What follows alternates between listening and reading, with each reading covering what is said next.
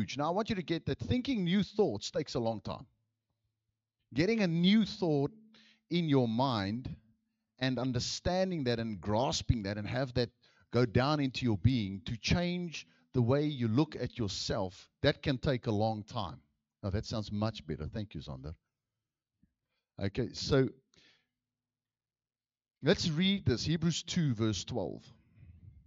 This is Psalm 22, verse 22 quoted. This is Jesus speaking. He says, I will declare your name to my brethren in the midst of the assembly, and I will sing praises to you. And, when we listen to that, you think, oh, just one of those verses you just read through. That's just the Bible. Just read through it. But there's so much in that little verse there that is so profound. The first thing that we need to understand is when he says, I will declare to my brothers, the word declare is not just the word make known his name, but also to impart. And we're going to get to that. It means to impart. It's just, oh, this is my father. No. There's more to that. But the thing is, he says, I'll declare to my brothers. Now, ladies, please understand this. This side of the grave, we are all brothers. That side of the grave, we are all the bride. Okay? So us men, we have to wait for them. Right now, you need to accept that. The word there is not children. It's not the Greek word for children. It's the word for brothers. So in God's eyes, that's how we all are. This side of the grave. The other side of the grave, we all become the bride. Okay. So ask the men if they're comfortable with that. Probably not. Okay. So Jesus says, brothers, that means he's the firstborn brother. Remember in John 20, we spoke about that? Until that time, he didn't refer to them as his brothers. He referred to them as his servants. Once he became the firstborn of God, until he was the day of resurrection, until today, yesterday, he was still the only begotten of God. Today, he's the firstborn of God. Today, he says, go tell my brothers. So he's talking to us. Today, go tell my brothers. Not yesterday, today. This is important. It's not on Thursday or Friday, today. The day he resurrected, he said, don't touch me, but go tell my brothers. And then he says, this is what I'm going to do. I'm going to go, and let's read this verse, and declare your name to my brothers, being the firstborn. Jesus has a divine nature, and he has a human nature. This is the part we need to cross over. This is where we need to build that little bridge and walk across, because this took me. This takes me. There's a difference between divine and deity. Divine characteristics doesn't make one a deity. Do you follow that? Divine characteristics doesn't make you a deity. A deity we will never be. Jesus is deity.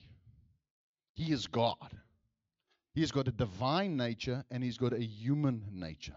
That human nature had to be born out of God. That was the resurrection part. He's first divine, then he's human. We're the opposite. We are first human. We've got human nature.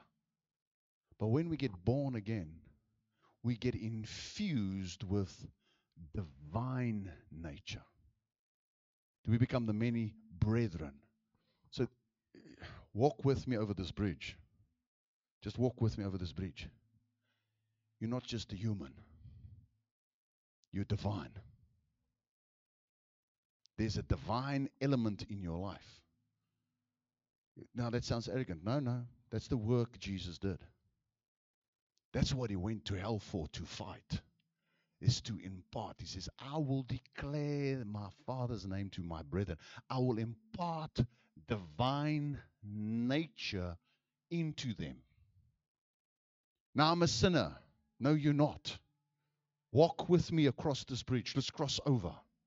It's a big thing to do. Are you following with me? It's a big mindset to change. That ek's nie net 'n mens nie. I'm not just a human being. We're just all fallible human beings. No. Jesus says you are his brethren. If He's got divine nature, we've got divine nature. If He has human nature, we have human nature. And when we cross that bridge, when we walk over, we cross over. That's the word Hebrews means, to cross over, river crosser, to go to the other side, to think in a different way. Is that first He is divine and then human. We are first human, and when we get born again, the divine element comes into our life. Jesus says, I will make my abode in you. So it's Himself coming into us that makes us, gives us a divine element. That doesn't make us deity. Okay, so we're not going to start worshiping people. That's not what we're saying. Not at all. That's not the thinking. Because in this world, and there's a lot of, no, we are many gods. That's not what we're saying at all. That is claiming to be a deity. We're never going to claim deity. But we are His brothers. And therefore we have divine elements in us. Therefore, you are not just a human. Therefore, you can rule over sin. Therefore, you can walk in power. Therefore, you are more than a conqueror. Who is he who overcomes the world? 1 John 5. He who believes that Jesus is Lord. Okay, what is it? Is our faith that He died and resurrected. Got resurrected. Now, because of that, it comes inside of us.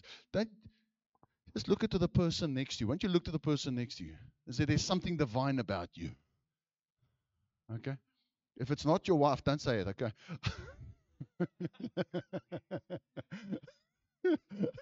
There's something divine about you, darling. Sal in die moeilikheid kom, né? We're not just human. You see, that divine attributes comes from the same source. So therefore we got the same Father. And that's why He calls us His brothers. The question that needs to come to our mind is, do you realize who your Father is? Do you really get it this morning who your Father is? In the natural, we are born from a natural mom and a natural dad. Okay? But in the Spirit, when we get born again, we get the Spirit of God in part, and that comes from our divine Father, the deity God that imparts that to us. God is our Father. Let's put up 2 Peter 1:4 on the board. It says, whereby are given unto us exceedingly great and precious promise, that by these you might be partakers of the divine nature. It's written in the Bible. This is not thumb sucking. It's written in the Bible that you and I are partakers of the divine nature, having escaped the corruption that is in the world through lust. The divine nature of God dwells inside of you. I want to know, just quickly, off the bat, can you name once where the Lord lost a battle? He hasn't. Guess what? You don't have to either. You can win every battle. Doesn't matter what that battle is. And we're all battling. We all have a struggle. We all have a fight that we've got to go through. Okay? You can beat why? Because you're partakers of the divine. Is there a sin that has got hold of you? You can beat it. You can walk straight through it. Because the same power that raised Jesus today dwells in you. All right? So you can walk it. I mean, that is phenomenal. So He says to my many, or to my brothers, so there's many brothers that He's going to do.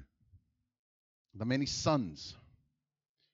You see, part of this thing of being brothers means that God has sons, many sons. If He declares it to His brethren, then the brethren are God's sons. And I want you to see this, that in Jesus, and this is a very difficult theological thing to understand, but in Jesus, He predestined the whole of mankind to become what? not saved, but sons. You see, a lot of time the argument revolves about predestined to be saved. That is a very shallow take of it. We need to cross the bridge. We need to walk across. We need to cross over. It's predestined to be sons of God. Go to John. Go to the first verse there, please. Okay? For God so loved the world and that he gave his only begotten Son, that whosoever. Okay, why am I putting the scripture up? Because a lot of time people go into the argument, some are predestined and some are not predestined. Okay, to me is not a biblical argument, and I'll show you now, scripture after scripture after scripture, that whosoever. So in Jesus, whosoever, everybody is predestined to become son of God. That's why it says whosoever believes in him, not for those that would, or the couple, the few. It's the nations. That is good news because it includes you and I. Now, whether you come from Randfontein, next to the bridge, next to the railway, all right, or you are of a different skin color, you've got a little bit more laminin than me, it doesn't matter. Whether you come from India, Pakistan, Sri Lanka, doesn't matter. Whether you've got some German blood in you, and you want to hear only one click, okay, or maybe you're La French, Le Bleu, and you are very emotional, or the Italians. The Italians, they all the Italian men believe they are God's gift to woman. There's not an ugly Italian man. You can ask them. They all believe they're hot. It doesn't matter. Every tribe, maybe you just like the African drumming. Dum, dum, dum, dum, dum. It doesn't matter. God says whoever. It's for every single body. In Jesus, there's no more slave and free, Jew or Gentile, male or female. Everybody who believes he will save. He went to the grave, he had the battle, and he stood up today for almal. Not for some, for almal. Let's go to the next verse there. 1 Timothy 2:8. For this is the good and acceptable in the sight of God our Savior, who will have all men to be saved. All mankind. Does it say some or all? All. That includes everybody. God's will is that everybody should be saved. Everybody. It doesn't matter what you've done. It doesn't matter if you're Ted Bundy or Anton LaVey. It doesn't matter. If you don't know who Anton LaVey is, he's the founder of the Satanic Church. Okay? It doesn't matter. God wants everybody to be saved. Doesn't matter what they've done, what they've been up to. Doesn't matter where they come from, what background. See, it's the will of God that all men be saved and come unto the knowledge of the truth. What's the truth? Ons wen. Today, Jesus is Lord. Not even death could contain him. All right, let's go to the next verse. Romans 10. For there's no difference between the Jew and the Greek, for the same Lord over all. The same Lord over all is rich unto all that call on him. For whosoever shall call on the name of the Lord shall be saved. Guys, are you getting this? This is so important because in the whole predestination thing, God has predestined us to be sons of God. People think, but because you're in this church or in this group, you're predestined, and those people you're praying for, they don't get saved because they're not predestined. No. God in Jesus predestined every person on the face of the earth to become sons of God. That gives you and I freedom to evangelize. Just look at the chairs next to you, the empty ones. It gives us freedom to fill them. It gives us freedom to go to any person and say, God loves you. Yeah, but I'm not predestined. No, you are, sir. There's no argument that can stand. Let's go to the next verse, please. How then shall they call on him whom they have not believed? And how shall they believe in him whom they've not heard? And how shall they hear without a preacher? And how shall they preach except they be sent? And it is written, how beautiful are the feet of them that preach the gospel of peace. You see, this morning, Jesus becomes victorious. He gets up and he says, I will declare your name, Father, to my brethren. I will impart your divine spirit in them, because they are predestined to be sons of God. And as sons of God, we are sent to preach, so that those can hear and believe. We are sent. There's an impartation this morning that the Lord does. The next scripture, Acts 2:21. And it shall come to pass that whoever shall call on the name of the Lord shall be saved. Okay. Joel 2:32. And it shall come to pass that whoever shall call on the name of the Lord shall be delivered. Whoever. For in the Mount Zion and in Jerusalem shall be deliverance, as the Lord has said. And all the remnant whom the Lord shall call. God calls. So we are predestined to be sons of God. This morning, Jesus says, I will declare your name to my brethren. We are his brothers. Jesus shared the Father.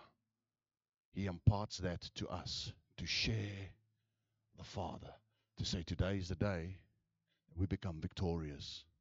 This is the resurrection. This is what I fought for. I didn't fight so that some might be saved, but that all might be saved. We are predestined to be called sons. The angels' destiny. Angels have got destiny in this scripture. And we've spoken a little bit about this. Their destiny is to be servants.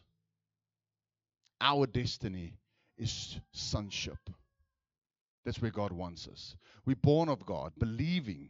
So in John 1:12, and this is being the spiritual birth. The spiritual birth. The natural birth is, but as many as receive him, to them he gave the power to become sons of God.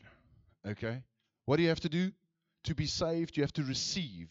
You're not saved by giving your heart. Okay? Because that means that you have done something. You are saved by opening the door and receiving in. Jesus did the work. He's the one that hung on the cross. He's the one that went down to Hades. He's the one that got the keys of David. He's the one that defeated it. And he's the one that got up today. All right? So that Jesus, if you receive him. Now, obviously, our hearts are complexed. Very. Our hearts have got areas in. But Jesus says, receive, maak oop, and receive me. Not into your lounge only.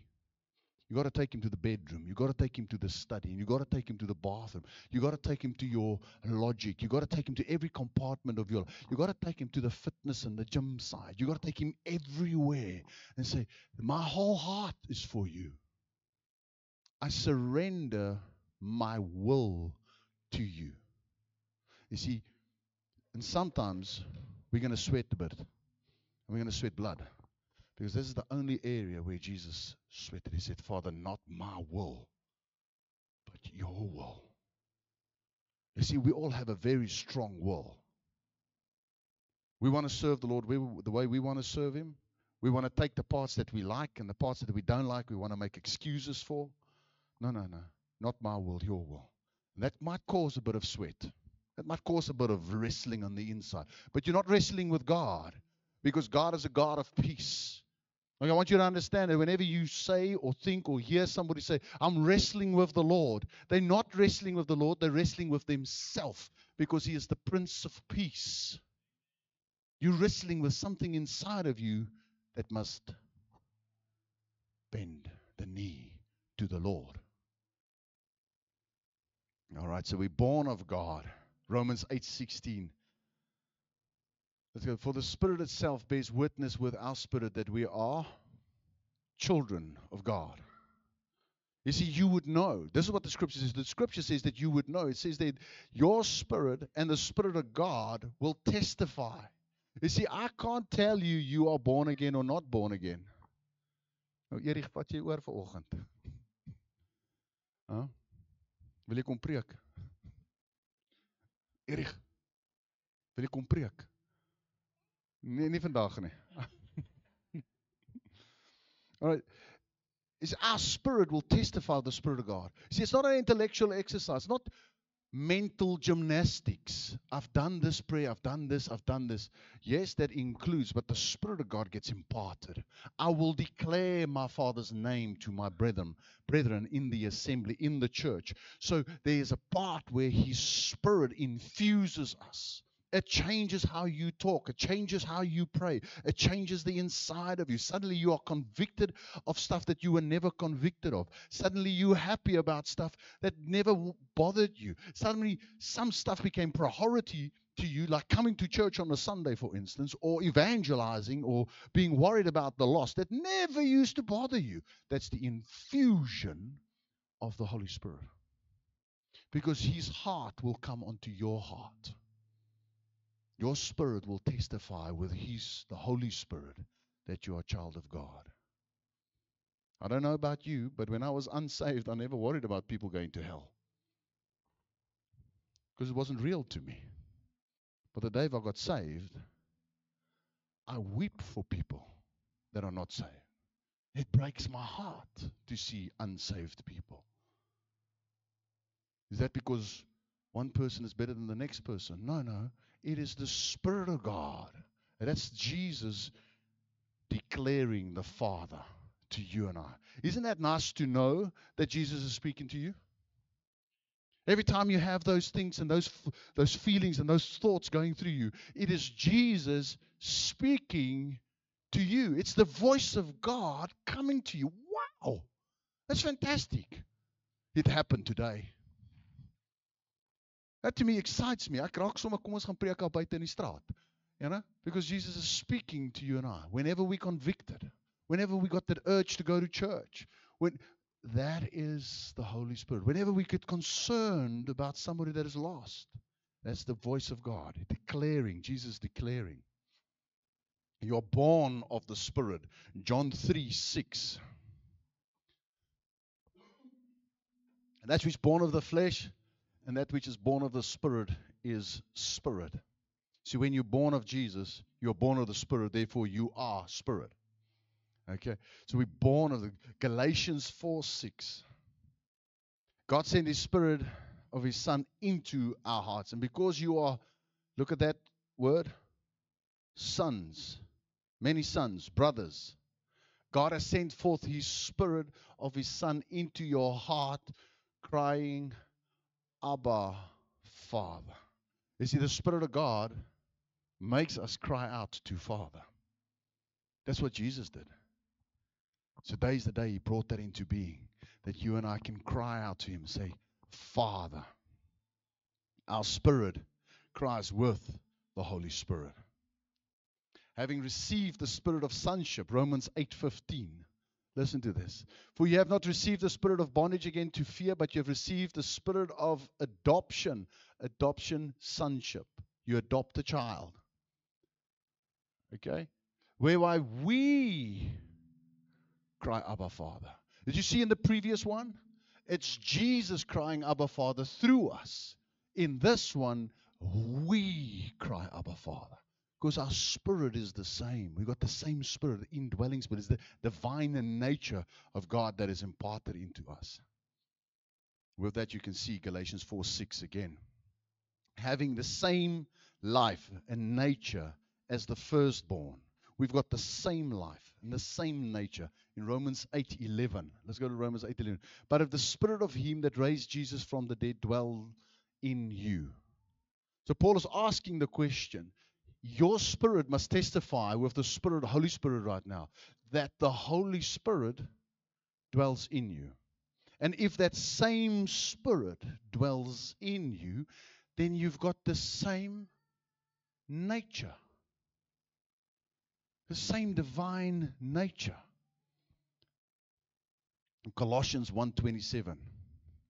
Christ in me, to whom God would make known what is the riches of His glory of the mystery among the Gentiles, which is Christ in you. So you got to say, Christ in me. Say that with me. Christ in me, the hope of glory. You see, Jesus is in you. His divine nature is in you. So when you look in the mirror tonight or tomorrow morning, I don't know, when you either take off the face or put it on, okay, you got to say, Christ is in me. He's in me. What's the world going to tell you? What's the enemy going to do? What are you going to tell yourself? Nah, I'm just a normal human being. You don't know what I did yesterday. You don't know the thoughts that I get up with. Yeah? Maybe you also have a SS living inside of you, a Nazi living inside of you, that think very bad thoughts. That's fine. It's the divine nature of God that is in you. Jesus is in you, and you will overcome. You will be victorious. Today is the day. Today is the day that we need to step over this little bridge. We need to cross over and say, yeah, divine nature in me. We're going to take this a little bit further. Then listen to this. Okay, I'm reading Hebrews 2, verse 12 again. I will declare your name to my brethren. In the midst of the assembly, I will sing praises to you. The assembly, the word the assembly is church. You can go through many translations. It's church. So where does Jesus declare the Father's name? In the church. Are you cold? Must we turn it down a little bit? Hey, can we just sort that out? Who else is just getting cold there? Kom ons sit daai net so 'n bietjie ligter. Maybe put a fan on, make the man comfortable. You can have my jacket. You want my jacket? All right. See, it's in the church. He declares his name in the church. So what is the church? What is the? This is important because way back, the church was seen as a cathedral or a building. Now, this building, in our normal language, we refer to as the church. You got to go to church. You go to church. You got to go to that building. We're going to get together. And for many, many, many years, that was the only place. That was the holy place. That's where God resided. You got to come in very quiet and with reverence into the church. Sit down because we're going to church. We got to take it serious. It's the house of the Lord. And in church, we will hold up the 10 Commandments and we'll put this veil over the people and we'll get them into bondage again and we will control them again. And then comes the Lord and says, no, I'm going to reveal what the church is. The church is the gathering of the sons. Hello? The church is when we gather together. It is an organic organism that lives and breathes together. We are the church together. When we come, we bring the divine element together. We bring the Spirit of God together. There's giftings of God in you that I don't have. There's discernment in you that I don't have. There's a servant heart in you that I might not have. We are the body together. That's the church. A church, because of the nature, is human and divine. And so many times people look into the human side of church and say that church is not a good church. Because there's a human element in it. It's a bunch of hypocrites. Yes, we are. I admit it. There's place for another one. Okay? Because there is a human side to us. So whenever we talk about church, please don't look at another church and break it down. Say, that's not a good church. Don't do that. That's just the human part of it. We are the same. But there's a divine part. Church, because of the make of what church is, the brothers coming together, it's a human part.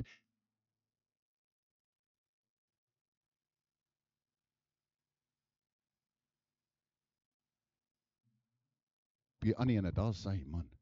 The divine part. Maybe it's telling me to finish off. Eh? Jy praat nou te veel. Jy praat nou klaar, nee.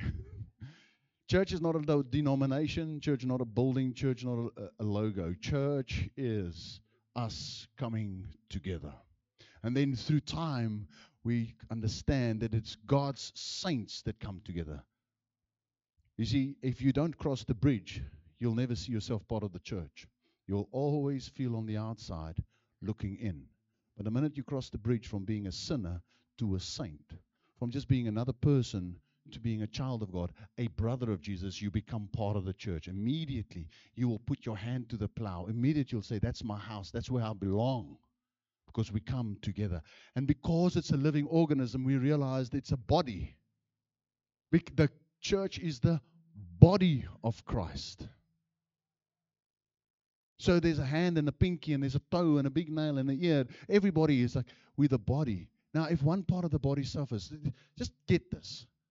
Who has dealt with a bit of ingrown toenails? You don't put up your hand, but I have, okay?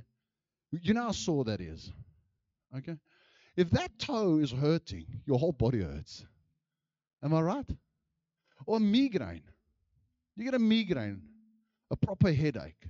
If your head is sore, your whole body hurts. Maybe, you're also a bit sensitive to dough. Eat pizzas, and your stomach starts hurting. Your whole body hurts. You see, we are the body of Christ. If the pinky hurts, the whole body suffers. If the pinky is missing, Bruce, if the pinky is missing, we're not complete. You see, and this is what we've got to look at here in front of us. Empty chairs. It's the brothers, the body of Christ. But who's missing? Who do I need to bring in because we are suffering? The body misses elements. It's interesting, if you remove your thumb, just your thumb, you can't hold anything. That's the fun. If you lose your big toe, you have to learn to walk again because you can't walk anymore. That's the anatomy. It's now you wouldn't make much of the big toe. The best thing a thumb can do is thumbs up, hey. It's not much, but that's the part that grips. All right, so there's a gathering of the church. The body is an organism. The church is also, and this is important, the gate of heaven. Remember, we spoke about that. That when Jesus said, you will see the angels ascend and descend upon the Son of Man. And then we go back to Jacob's dream where he says, surely this is the gate of heaven, the house of the Lord. You see, that makes us as church so much bigger than just somebody in the pew sitting there. It means together when an unsaved person comes to church, and maybe that's all you need to do is drag him, kicking and screaming, to church. Just maybe that's all you need to do. Some people need to be dragged, kicking and screaming. Okay? I'm joking. All right? To see heaven, to see God when we worship, to see the beauty of Jesus inside of you. I remember when I got saved, how everything was just beautiful. I couldn't find a single ugly person with any bad manners. Everybody was just beautiful to me. It's the gate of heaven. So we play a big role. The church has a human and divine nature, the body of Christ, and the church is the gate of heaven. You see, in this morning, Jesus is in the church, and he declares, imparts. So how does he do that? This is where we're going to end. Brad, you guys can come up, and we're going to play a song just now, and I want you to get this. He says, I will declare the name of my Father to you. You couldn't do that before resurrection. You could only start doing it now. Why does the church gather on Sundays? Because that's when Jesus rose and the church came together the first time. Okay, that's when it changed from Saterdag na Sondag. Okay? So anybody says, yeah, but you're holding, you've got to have the Sabbath. No. Jesus says, I am your Sabbath. You enter into me, the rest of God. I am your peace. I am your rest. The rest from what? The fight. He has won the fight. He has done the battle. We walk in that victory. He says, I'm declaring the name of my brother, of my Father, to my brothers in the church. Listen how big this is. When We worship the Father. The Spirit of God is singing through us, declaring the Father to the brethren. And we're going to sing a song off DVD first, and then Brad and them is going to sing a song with us. And this morning, as we stand, you can stand now, please stand. As we sing this song, we're going to sing a good, good Father. I want you to know that Jesus today is victorious and is resurrected, and he lives in you, and through you he is busy declaring the Father to the people next to you, into the spirit realm. And when you go out and you speak about the Father and you speak about Jesus, it is the Holy Spirit, it's Jesus speaking through you, declaring the Father. Isn't that awesome?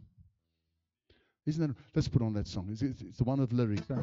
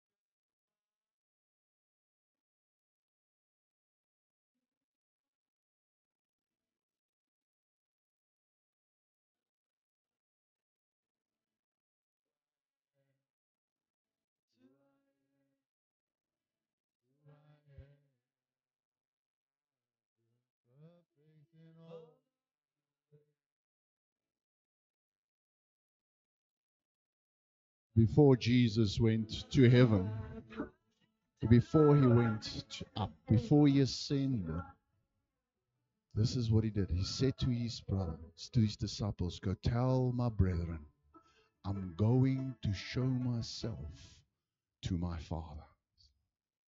You see, even after all that he'd gone through, his Father still remained good to him. He still declares that we've got a good Father. This morning, maybe this morning, you're saying, I need more of the Lord. I need more of my Father imparted into me. As we sing this last song, you're more than welcome to come for prayer in the front. If you don't want to, it's fine. But I want you to sing and just receive. Thank you, Brad. Just receive from the Lord. Skak, it's living hope. Eh? Just receive from the Lord this morning. Our good Father.